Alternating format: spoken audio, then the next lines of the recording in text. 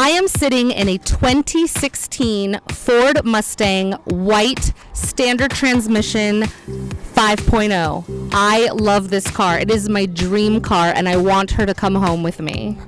I am at the Washington Auto Show. This is one of the most attended events in Washington, D.C. This show symbolizes the brightest and boldest dreams in the automotive industry. And this event has hundreds of thousands of people attend, including environmental and automotive visionaries. This show has transformed over the years and is amazing. So follow me for the inside look. I am here with Laura from Toyota. She's a product specialist. How are you, Laura? I'm great. How are you? I'm doing great. This is so exciting. I love cars and I love seeing all the new technology. It's really exciting. Please tell us a little bit about Toyota's newest technology. We have some great new production vehicles, some things in the pipeline for development. We're standing in front of one of the world's favorite Toyota products, and this is a brand new 2006 version of it. That's our Prius. Wow. The word Prius has kind of become synonymous with hybrid. Everybody knows about the Prius. You see a lot of them on the road. Yes, you see a lot of them on the road in this area for sure in Washington, D.C. Yes. The Prius was completely reimagined for 2016, even better fuel economy, more power, some great new features and technologies inside and under the hood. In addition to our Prius, we also recently launched our new fuel cell vehicle, which is called the Mirai, and that's here as well. So that runs on compressed hydrogen gas. So that's amazing. No gasoline required whatsoever, and that's a wonderful new addition to our family of vehicles here at Toyota as well. And how does someone refill that gas if they need it? Just like you would with a regular car, you go to a hydrogen pump, looks just like a regular gasoline pump. You remove the nozzle and fill your vehicle. Of course, you need to take it somewhere that has a hydrogen refueling station. The initial marketplace for the Mirai is in California. We've got some hydrogen stations online in the Bay Area up near San Francisco and then in the Los Angeles area. But Toyota hopes that in the very near future we'll be able to roll it out in additional marketplaces once the infrastructure is there to support it. I think that would be amazing to have that kind of expansion for everyone. I think so too. And the only tailpipe emission from it is water vapor. So there's nothing cleaner on the road. I love it. You don't have to go pay for an emissions test. Yeah, that would be exactly. awesome. Exactly. So simple and clean I and love really it. cool looking and a lot of fun to drive. So tell me, how long do some of these things, get into the production mode, with Toyota? I'm sure with most things with Toyota, it's a long research and development calendar. The initial seed is there, whatever that inspiration may be. Toyota is, of course, very concerned with upholding their reputation for quality, dependability, reliability. So the time frame from inception, design, concept vehicle, tons of research and development, market research, things like that is probably pretty lengthy because we sure wouldn't want to bring anything out to the marketplace that wasn't just as beloved as our Toyota Camry. Of course. Everything and needs to safe live up to Toyota standards. and all of those things. For sure, and definitely. beautiful, of course, too. Absolutely. So let's look ahead to the future, 2020. Where do you think Toyota is going to be then? I think Toyota hopes to continue to lead the industry in green technologies in bringing to market real-life future vehicles like our hydrogen fuel cell vehicle. I think that's becoming more and more important for everyone. I think the bigger picture of not only making the consumer happy but doing good things for our planet, still continuing to be a successful company, all of those things are part of Toyota's thought process. Absolutely. Exactly what's happening next, that I don't know, but I do think Toyota will continue to remain to be on the cutting edge of new technologies,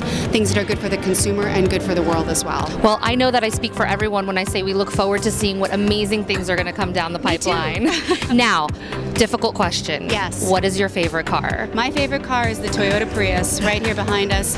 I have two little children. My dream vehicle would be a Prius V, which is our bigger Prius. The V stands for versatility, so that additional space in the back for my kiddos and car seats and strollers and still getting outstanding Prius fuel economy, that would be my car of choice.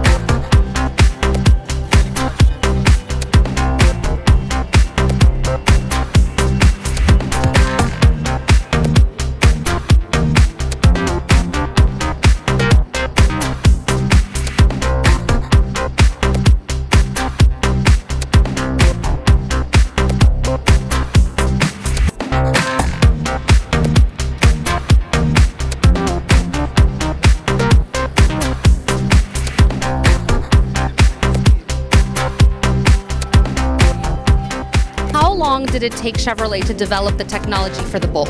Well, I would say that they probably started doing it with the Volt. We learned a lot of our technology about our batteries, and with LG Chem, we bonded with them to help create what we have now. That's been out for quite a few years now, but this has been a concept for about a year, and you're going to see it as a 2017 model at the end of 2016. That is really exciting. If you want to do a long haul trip, Completely possible. This navigation system actually can help bring you to charging stations when you're going to need them, and as well as the charge has two options. Not only can you charge on your 240 at home, but now we have a quick charge, which is the DC charging stations, allowing you to charge in 30 minutes already 90 miles worth of charge. That's amazing. Or if you go the full 90 minutes, then you'll have a full charge. That's amazing. Tell me, looking forward to 2020, what do you see happening with Chevrolet? Chevrolet has been leading in the industry. I think the electric is definitely going to be leading its way, and who knows if there'll be autonomous driving one day.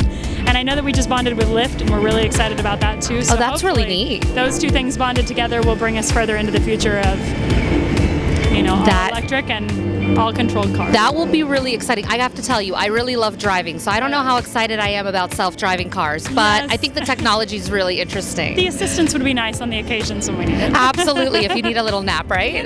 Just a little bit. So, last question. Yes. What is your favorite car? I grew up in Oklahoma, so I've always loved trucks, and we won Motor Trend's Truck of the Year for our Colorado diesel, and so that's very exciting to me. One of my favorite vehicles that we have here, but I am probably most excited about our beautiful Bolt. Well, that is exciting. I know. Well, I am looking forward to just seeing it and learning more about it. Thank you so much for talking to me.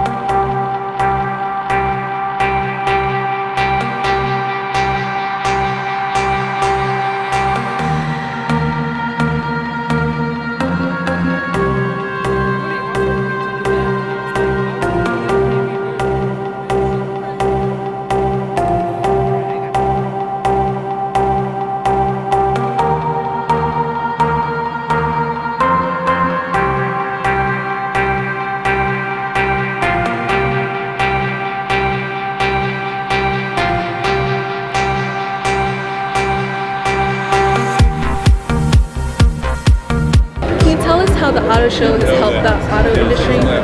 Absolutely. There's many auto shows throughout the United States, throughout the world.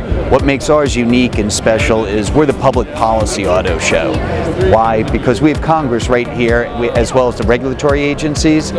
So what we try to do is we try to get the auto manufacturers to display their most advanced technology, and then invite members of Congress who are really guiding public policy for their congressman or senator to the show to interact with the manufacturer's representatives, the product specialists, and to simply take a look like the general public does. Since this is a new year, it's 2016, what are we expecting this year? It's all about mobility.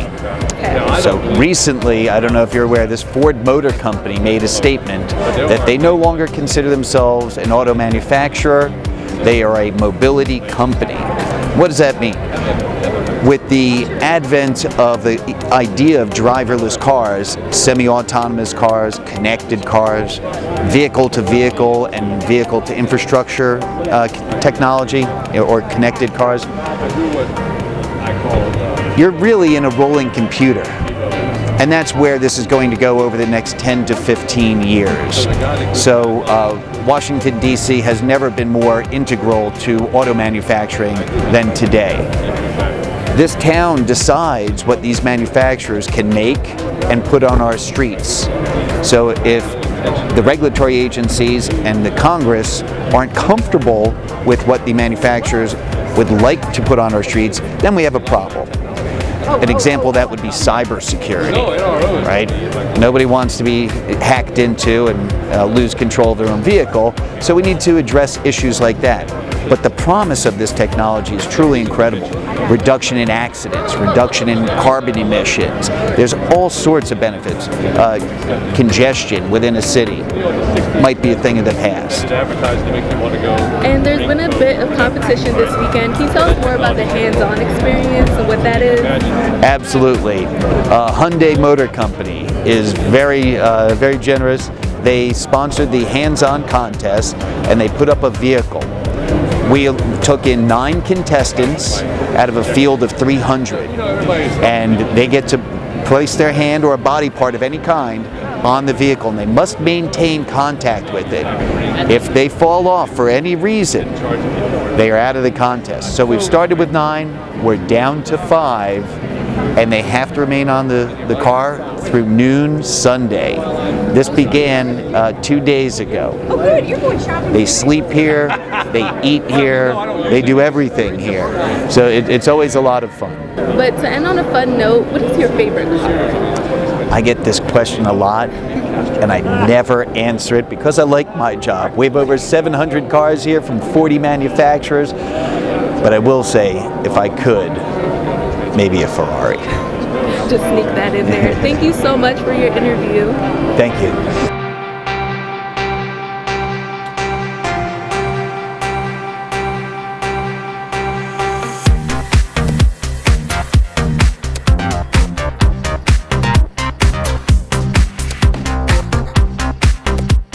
I had an amazing time at the kickoff event for the Washington Auto Show. With its doubled time frame from 5 days to 10 days, it's an even bigger bonanza for area residents to come and check out what many describe as new car heaven. Certainly, I thought so.